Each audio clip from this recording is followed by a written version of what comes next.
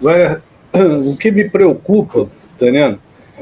Por exemplo, você me deixou aqui preocupado, que a minha próxima pergunta era nesse sentido. Pô, vocês têm que pressionar o Congresso, porque, afinal de contas, é no Congresso que está, né, o controle atualmente, os governos, né, nós estamos vendo isso.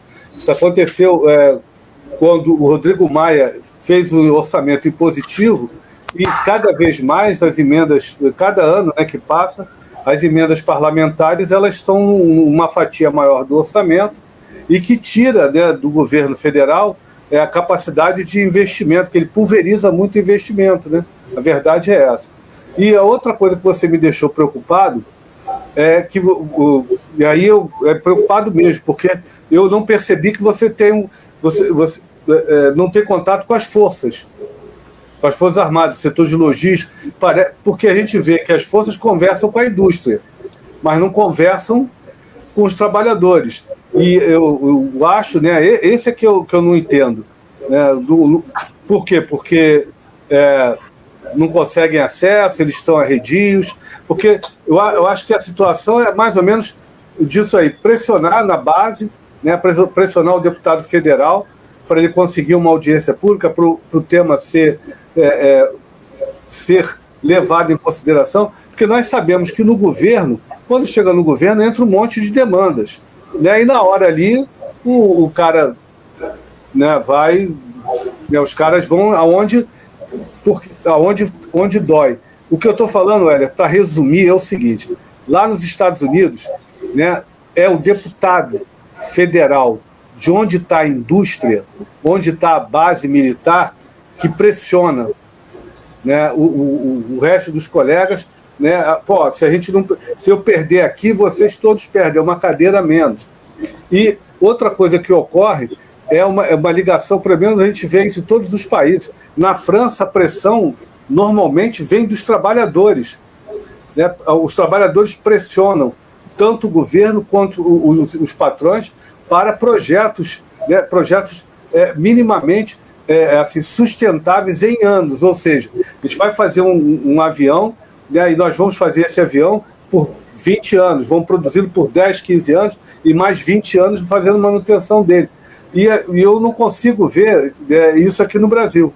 E eu me pergunto assim, pô, será que você tem dificuldade de conversar com os militares, tem dificuldade de conversar com os políticos, né? O Ministério da Defesa, ele não trabalha junto com vocês, porque aquilo que você falou, né? Cafezinho, tapinha nas costas, bolachinha, eu sei como é que é esse negócio de ministério. Chega lá, todo mundo te recebe muito bem, né? Cafezinho, água gelada, biscoitinho, entendendo? Te pega no hotel, te devolve no aeroporto, mas e aí? Como é que vocês conseguem chegar nas forças, pressionar para não... Por exemplo, eu te dar uma notícia, o Exército vai comprar foguete lá fora. Sabia disso? Ele não vai só comprar helicóptero, não, vai comprar o foguete também que o helicóptero lança. E aí? Tem que chegar no Exército.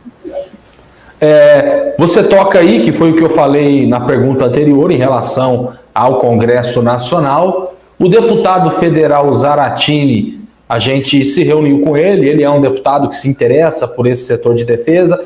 Ele nos disse que eles estão coletando assinaturas para criar uma frente parlamentar em defesa da indústria de defesa do nosso país. Mas não é um tema que a maioria dos deputados se interessa. E geralmente é isso. Para mim chegar para o meu público que me elegeu, é melhor eu falar que eu consegui investimento para a saúde para construir hospital. É melhor eu falar que eu consegui investimento na educação para construir creche ou escolas. E a gente acha que dá para fazer tudo isso e também investir na indústria de defesa.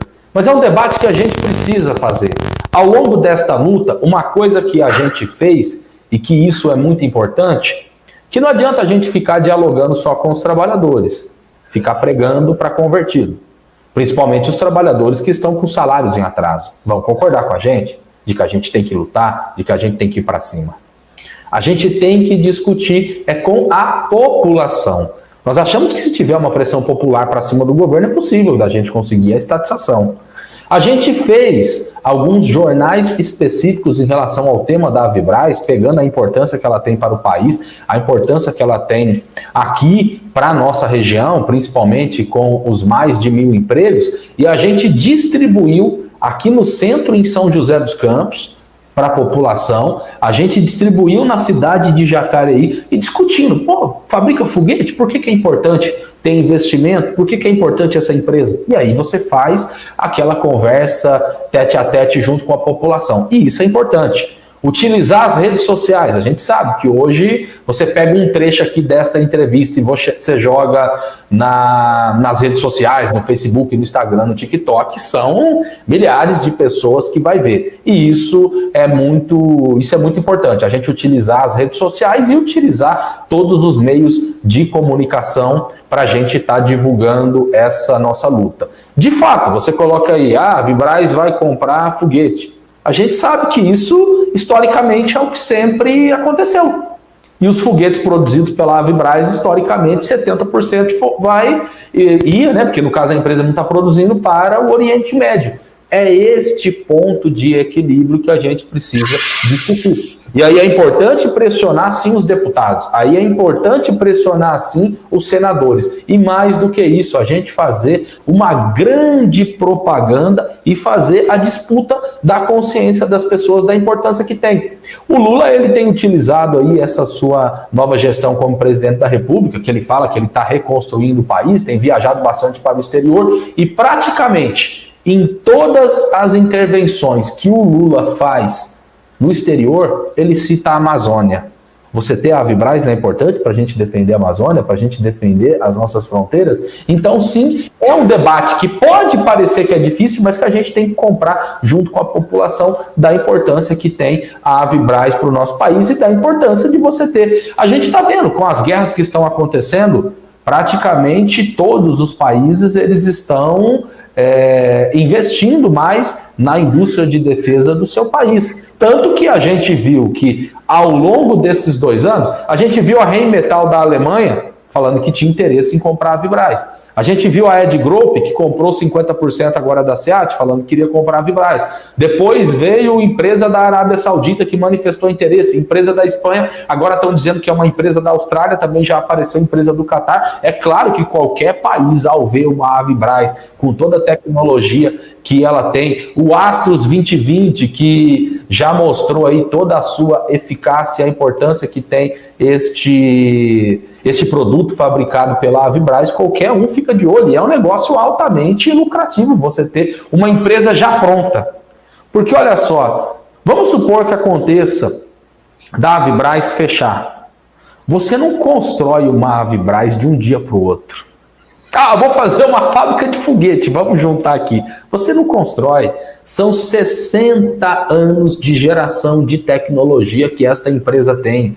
É uma empresa que já está pronta. Por isso é um crime o governo federal ver esta empresa da forma como ela está e não dar a atenção devida. Aí você pergunta aí se a gente consegue ter contato direto com as Forças Armadas. Infelizmente não. O contato que a gente tem é via Ministério da Defesa, mas fica aqui para os representantes aí do Exército, da Marinha, da Aeronáutica, todo mundo sabe da situação que está passando a Avibraz e todo mundo sabe que o representante dos trabalhadores da Avibraz e quem representa institucionalmente esses trabalhadores e os sindicatos somos nós. Então, de fato, deveria se somar força junto com... Pensou? Se a gente tem um posicionamento do Exército, um posicionamento da Marinha, um posicionamento da Aeronáutica, dizendo essa empresa não pode ficar do jeito que está, o governo tem que estatizar, ou se não vai estatizar, vamos investir para a gente manter essa empresa de pé. A gente sabe que isso tem peso, o pronunciamento de um representante das Forças Armadas tem muito peso, então fica aí, de fato, o chamado para que todo mundo se junte. Eu, além da militância no movimento sindical, eu milito também no movimento político, eu faço parte de uma organização que tem um pensamento internacionalista. Para nós, trabalhador no Brasil, na Itália, na Ucrânia, na Rússia, é tudo trabalhador. Nem o espírito nacionalista a gente vê dos políticos do nosso país. Que seria o mínimo, que seria o básico. Você ser nacionalista, você fazer a defesa minimamente da indústria no nosso país. Nem isso tem. É tanto o governo, os políticos são totalmente, junto com as empresas, totalmente entregues ao imperialismo. Essa que é a realidade. Será que não tem o dedo do imperialismo nisso? Você tem aqui a Taurus, que fabrica revólver, armamento de pequeno porte, beleza. Agora, será que eles não querem concentrar nos seus países de origem essas empresas? E será que essa discussão de investidor da Avibraz, ela não vai ir para fora? Será que não tem a ver com uma discussão geopolítica? Nós achamos que sim, tem, e tem a ver com o dedo do imperialismo, sim.